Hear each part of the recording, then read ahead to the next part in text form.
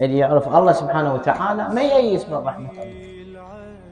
هذه حالة اليأس والقنوط وعدم الأمل اللي مزروعة في قلوب المؤمنين وقلوب الشباب، هاي المشكلة. اكو حادثة جدا لطيفة أوحى الله سبحانه وتعالى إلى داود أن العبد من عبادي، اسمع هذا الحديث، حديث جميل لطيف.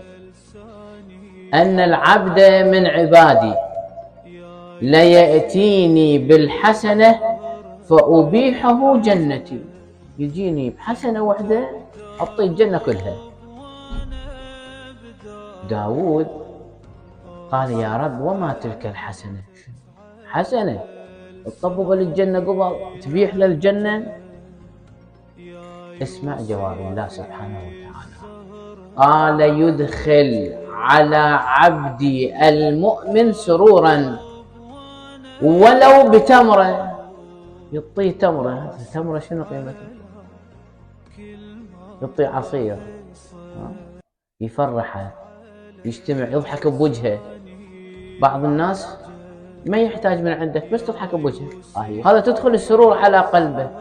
الله سبحانه وتعالى يقول أبيح له الجنة بهذا الفعل الحسن. داود عليه السلام شي جاوب؟ يقول يا رب حق لمن عرفك أن لا يقطع رجاءه منك. صدق والله، اللي يعرف الله سبحانه وتعالى ما ييأس من رحمة الله. هذه حالة اليأس والقنوط وعدم الأمل اللي مزروعة في قلوب المؤمنين وقلوب الشباب، هاي المشكلة.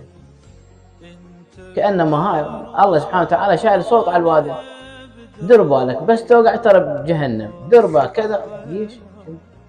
الله يبيح الجنة بحسنة. الله سبحانه وتعالى رحيم وكريم وواسع الرحمة.